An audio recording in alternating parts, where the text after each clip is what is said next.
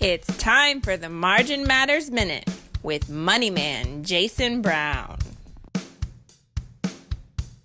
All right, welcome back to another edition of the Margin Matters Minute. My name is Jason Brown. Today's topic is retirement, how to retire. And today I'm very pleased to have a special guest, Mr. Scott Whitlock, who has actually just retired himself. He's going to share his retirement story. And Mr. Whitlock, thank you so much for joining us today. Well, I can't tell you what a thrill it is to come here on a Saturday morning for this kind of money. I really appreciate it, and I can tell in your voice. Now, I will brag a little bit.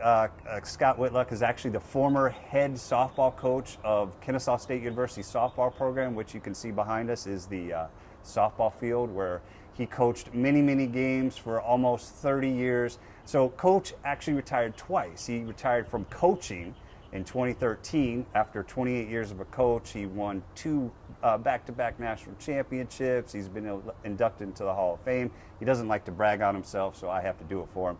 And he's also the author of the memoir, I Wasn't Expecting All This, Memoir of a Grateful Coach. Really good book that he put together, a lot of great stories. And we'll link that in the description below if you want to check out his book. Well, be sure you tell them who the co-writer was of that Well, book. I may have helped out with the book. As you can see, I helped co-author and edit it. So I had some vested interest in this, but it was a really exciting project I worked with him on.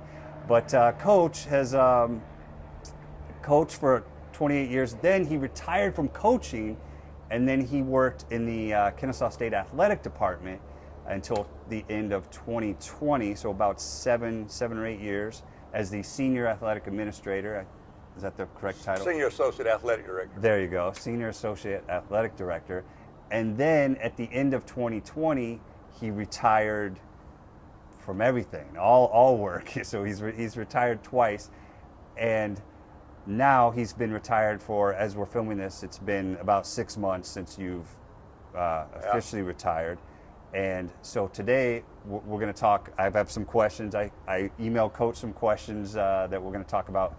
But Coach, you actually retired at 59, which I think is very impressive. A lot of people working into their 70s and 80s now. So well, I was lucky. You know, I started my career in coaching at age 23. And unlike most people in my business, I did my whole career at one institution. So I was able to get myself vested in the state retirement system. I worked here for 36 wonderful years. And now I'm enjoying myself. I'm not completely retired, okay, but I'm doing projects that I want to be a part of or that I want to do, but without the grind of having to be somewhere at a certain time, or I don't have to take a meeting that I don't want. There you go. There you go. Now my first question is, before we get into the questions, is actually you retired during the pandemic, right? Yeah. 2020 was the height of the pandemic. Mm-hmm. And did that affect you at all, or is that part of your decision process? No, not at all. Not at all. Okay. The pandemic was catastrophic for the entire country in so many different ways, but we as an athletic department basically stayed open during the pandemic. Although athletes were not in school, athletes were not playing and competing, but we had to stay open, and whether it be remotely or from time to time coming into the office, we had to keep the ball rolling. So we did that, and but it had absolutely nothing to do with me retiring or thinking about retiring or anything like that. Gotcha. Yeah. That's interesting, because I know a lot of people may have. I interviewed my dad as well, and he actually, coincidentally, you and my dad retired on the same day. Wow. December 31st, 2020. Yeah. And of course, my dad is a lot older than you. He's 70, and I'll link his interviews in the description below. I've interviewed him as well for my retirement series. But I asked him the same question about the pandemic, and he said similar answers, but he was delayed. I think he wanted to retire a little bit earlier, and then when the pandemic the economy first crashed because of the pandemic, that delayed him. So he had to keep working and wait till all those investment prices came back up, and wait till the economy and the stock market came back up. So that delayed him a little bit. in his decision as well. But that's good to know that it didn't really bother you or affect you. So, so the first question is, you retired at 59. So how long were you actively planning to, or when did you start really thinking about seriously retiring? And did you did you work with a financial planner or anything like that? How did that process work? Well, the process of me thinking about retiring was about a year old. Okay. And it was just, I felt internally that it was time. No specific reason, no health problems, nothing. It was just 36 years. Coaching is an extremely difficult profession. I'd done that for 27. And, it just takes a little bit out of you. Yeah. And so after we got things up and running with football and everything was kind of finding a rhythm, I decided that I'd step back. And Gotcha. So no financial planner was involved. Really? Okay, that's interesting. Now, how about, did your wife had any input in this? Well, because she had recently retired well, as well, she retired right? 6 months before I did. Okay. And oh yeah, she had input. We talked about where we were in terms of our finances and our future, and we realized that it was going to be very easy for us to do this. Okay. And we made the decision. Very good, very good. Now, like I said, you've been retired at the time of this filming. You've been retired for about 6 months. About 6 months. So what have you been doing with yourself? What have you been Well, doing? I've had several projects. I landed a gig up at Clemson University where I did the color commentary work on all of their home softball games. Okay. That were not covered by the big networks. I did their streaming and their things of that nature. I've done it before. I've been doing play-by-play, color commentary since day one after I retired. Okay. And so that's a lot of fun. That keeps me busy. And I got 2 grandkids that live 2 miles to me. And that's 2 miles too close, by the way. That can run into money.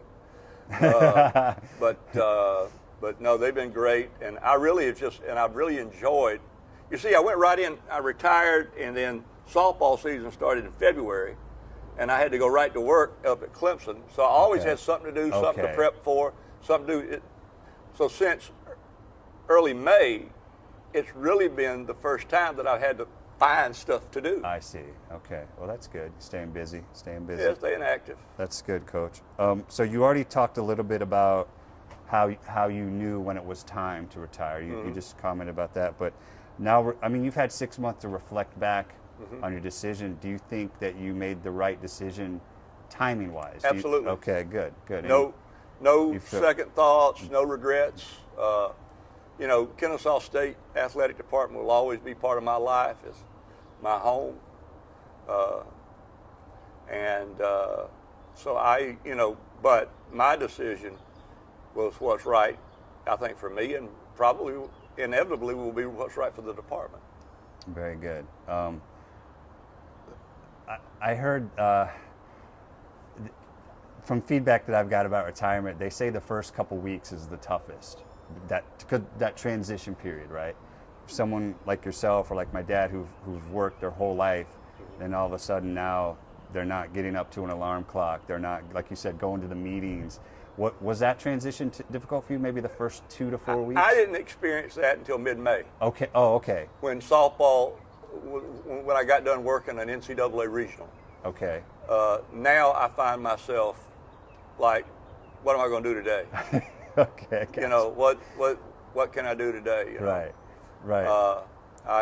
Like you commented earlier, you didn't know what year we were in. Yeah, I know you were joking, but you really weren't joking. You really I'm getting younger every day. Yeah, so it's a great amount of freedom that I have found. There's no need to know what year it is or what day it is. Because every day is Saturday. Every day is Saturday. Yeah, that's unless I'm told by my immediate supervisor that with which I share ownership of a home. Unless I'm told to do something, every day is indeed Saturday. There you go. That's cool. So now we'll get, you talked about, you didn't experience any challenges with the pandemic, so that's good. There were No, I was very blessed. Yeah, no pandemic issues.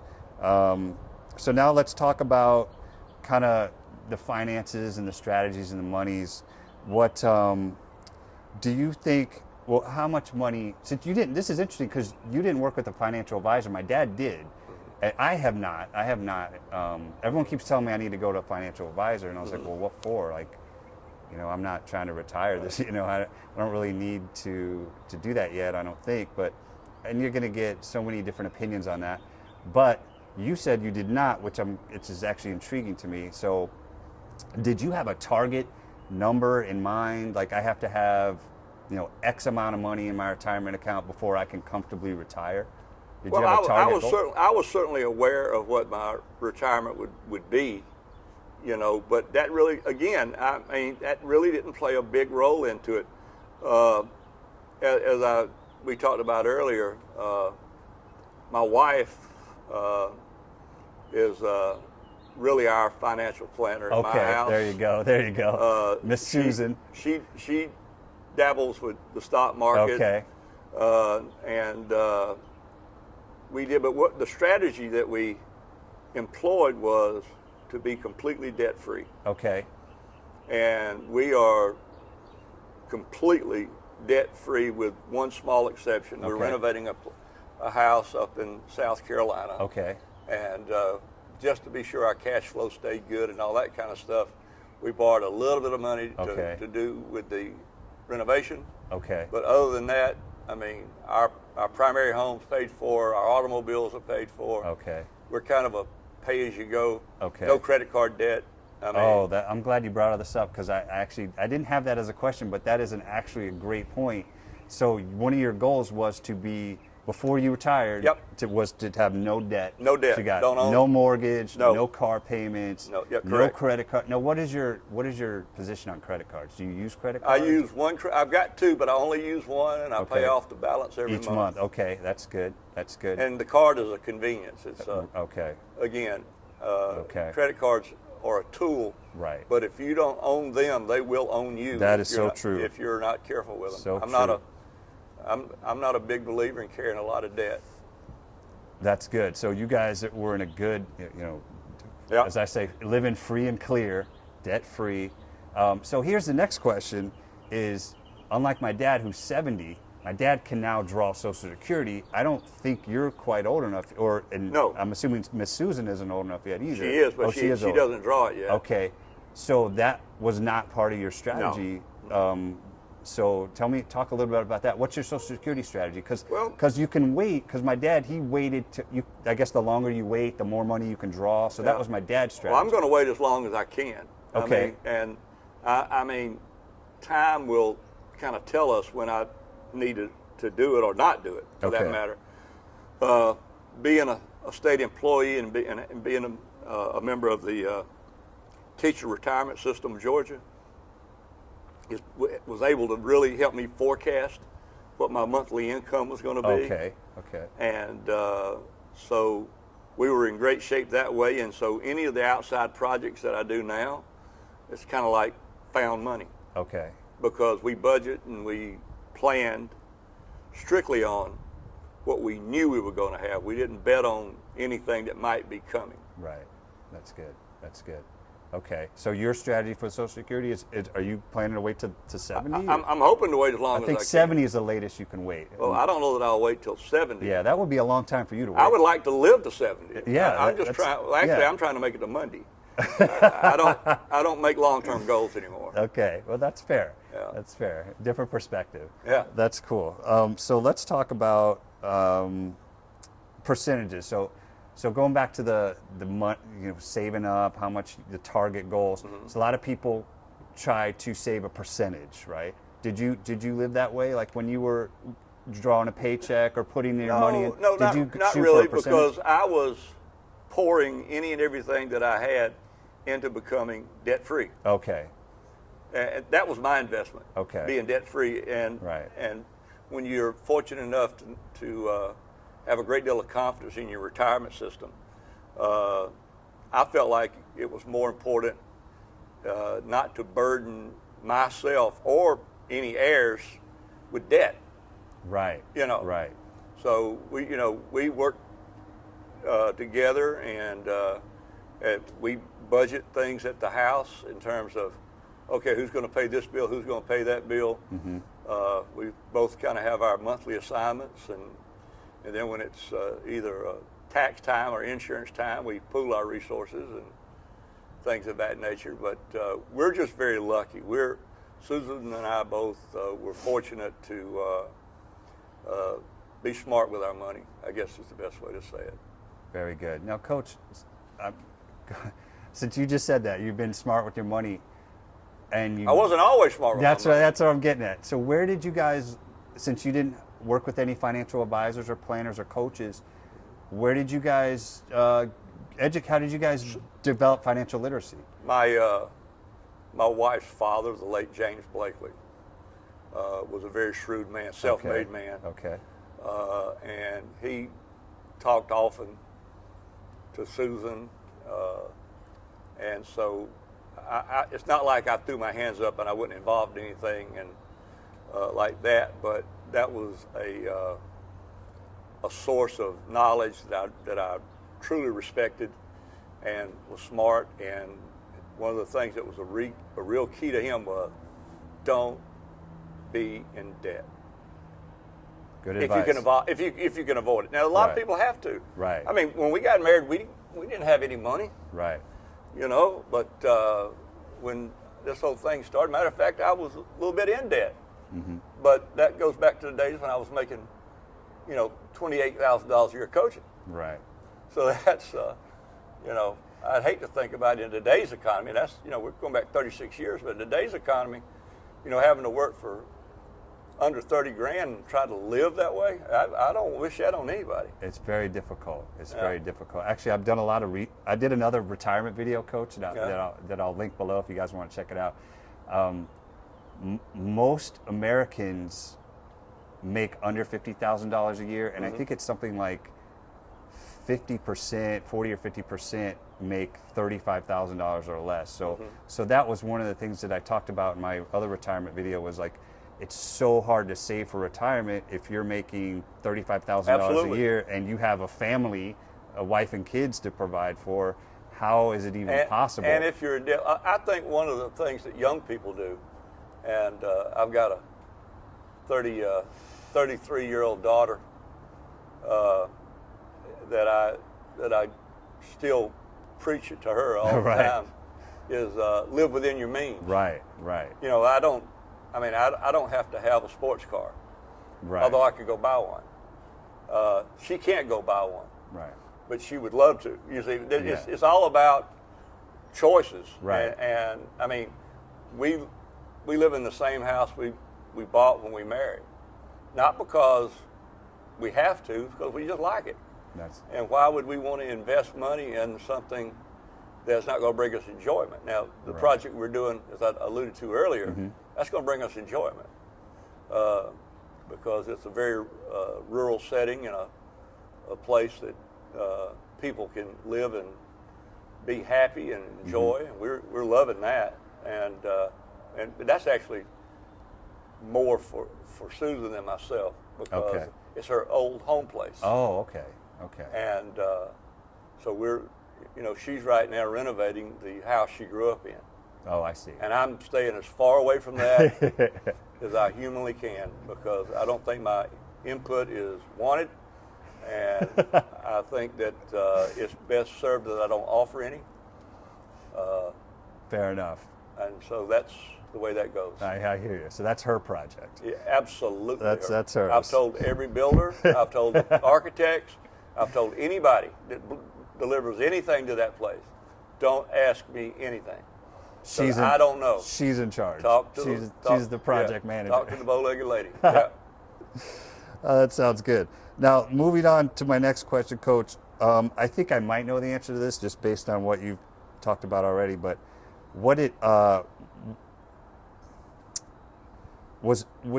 just reflecting back now, was there anything that you would have done differently, like financially, like planning? Oh, yeah. or investing. Of course, everyone, said, oh, I should have bought Apple stock when it was $5. Of course, we're all going to say that. But is there anything that you, maybe like lessons learned, like, hey, I should have never bought this or invested in that? When I was 23 years old, I was named a head coach here, which is unheard of. Very young. And I at times lived beyond my means a little bit. Okay. In other words, I'd go out and buy dinner instead of making a sandwich at home. Right.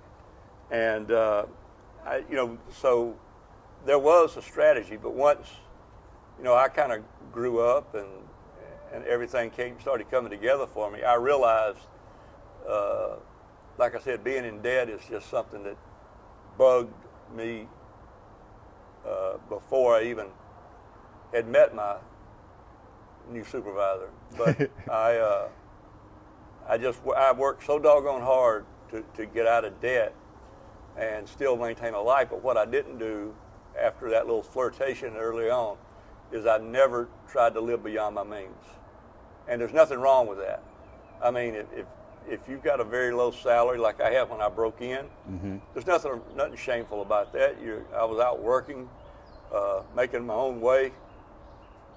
But it's stupid if you bring in $3,000 a month, and after taxes are taken, that you have to send creditors $1,000 or something like that. Yeah. That's not smart.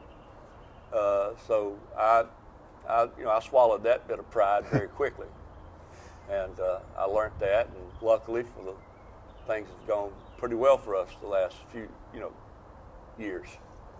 Very good, very good. Now that's kind of leads right into my next question. Good transition is, what other things, did you need to do to plan for retirement? Was there, besides like financially, were there any other things that you needed to do to plan for it?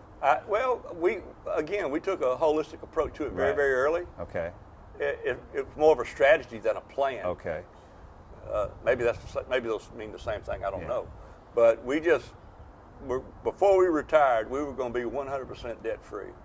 Right. And as far as investments go, property Okay. is really what we've invested in. Okay.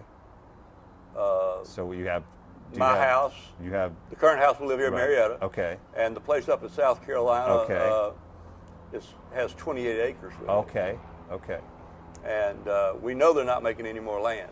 And we didn't. I don't dabble with the stock market. Okay. Okay. I was going to ask you about that. She does. Okay. And that's fine. If that's because she and her father did it together, and when she was young, and I don't have any problem with that. But you're talking to a very, very ignorant person about the stock market. Okay. Well, I appreciate your honesty on that, Coach. Yeah, that's good. This is real good. Now we're getting into some advice that you might give. So let's kind of pretend like you're going to give me advice. So I'm 45 years old. I'll share my age. I'm 45. I've been working since the day I turned 15 when I was bagging groceries at Kroger right down the street. So I've been legally working for 30 years now. And it feels like I'm not even at the halfway point of, I see people like my dad working into their 70s, and we know other people that we work with on campus that work to almost 80 years old. And then I just watched this Netflix documentary, and it was so gloom and doom about retirement, and it talked about 25% of Americans have $0 saved for retirement, and it talked about how 92%, so basically everybody is not on target for retirement. 92% of people aren't even saving enough to retire. And then it talked about the people who are going to retire, or when you retire, the middle class, they're talking about the middle class. So the middle class population, when they retire, the majority of them will fall into poverty. Like their lifestyle will fall into poverty because they haven't saved enough money. So it was a very sobering documentary to watch, but it was also very eye-opening and somewhat inspiring and motivational and encouraging to me to think, what can I do to avoid this situation. So what are some of your thoughts, like what advice would you give to like the younger generation like myself? First of all, I would come to grips and be honest about living within your means. Now, I know people want to do stuff for their family, their children, their partners, but you've got to live within your means. Do not bury yourself in debt. You know, the thing that I told both of our kids was that, you know, I'm not going to borrow a bunch of money so that you can go do this or this or this, and then you have to pay it back one day, or I have to pay it back one day. We're going to be who we are, and you know, we're going to do what we can do. We're not going to not be jealous or upset with other people because they do whatever they want to do. I mean, all I can do is take care of my family and myself the best I can. So the first thing is come to grips with what you can and can't do. Second thing is have a target number of what your monthly budget needs to be when you retire. And can you meet that budget? That's good. And then part of that budget would probably be setting a little bit of your monthly income aside. I do that. But I mean, so you just, again, live within your means, have a target, and the biggest thing is stick to the plan.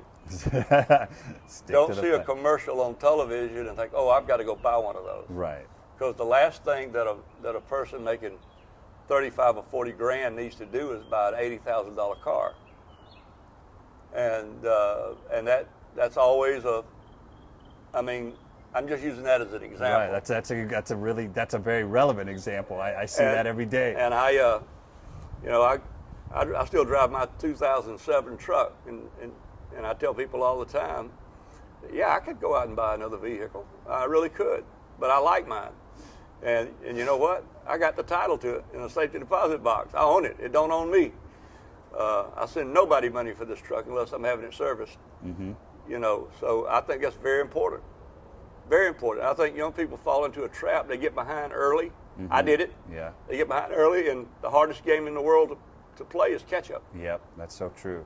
And but we were blessed and we were lucky, and things worked out. That's so true. You just said the hardest thing is to play catch up, and I thought in my head the saying that they always say it's so easy to get into debt and it's so difficult to get out of debt.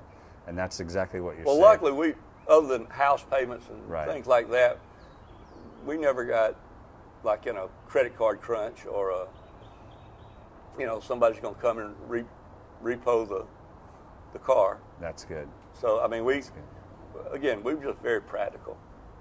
Very good advice. Now, Coach, the last two questions are kind of a little bit on the lighter side, more fun. We'll end up with some fun questions here. So the next question is, what, if anything, what do you miss most about working at KSU and coaching? People. I'm a people person. You know that about me. Yep, absolutely. The camaraderie. I love coaches. I love being around coaches. I love being among coaches.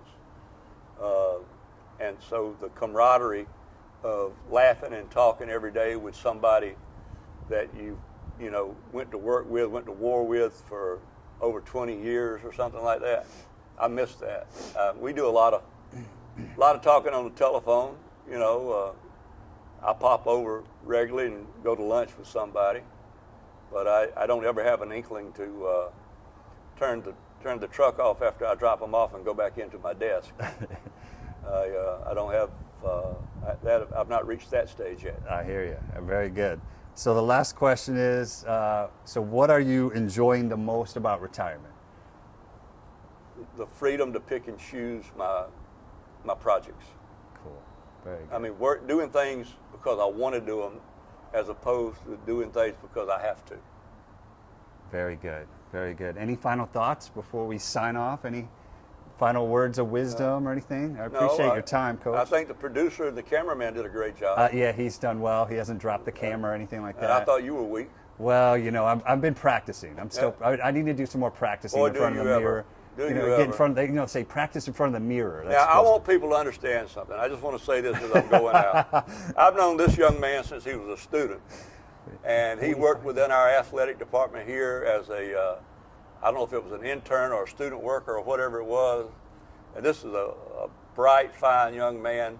He did help me write my book, but he himself, I'm not going to reach down and grab it, but he himself is the author of Margin Matters, and he's got another book coming out. Another one's coming out.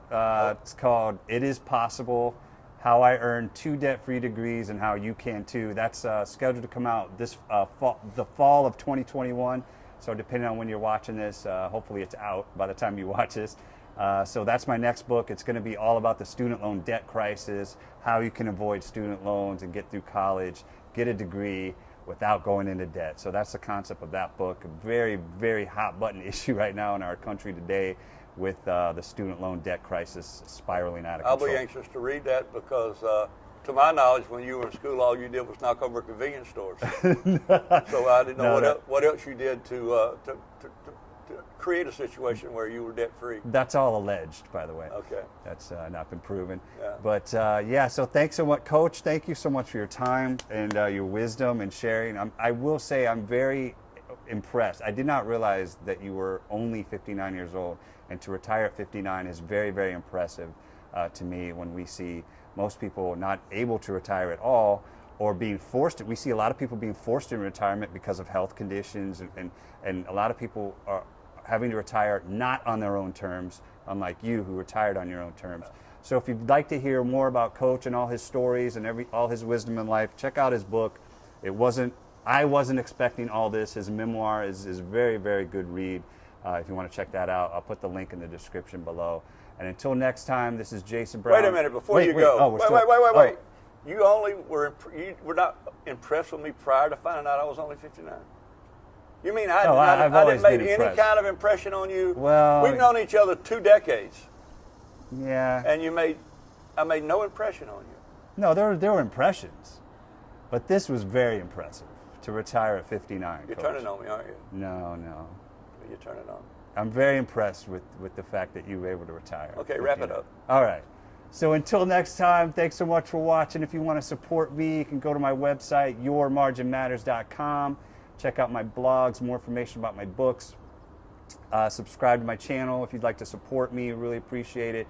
And this is Jason Brown saying to remember, it's not the amount of money you make, but the margin that matters the most. See you next time.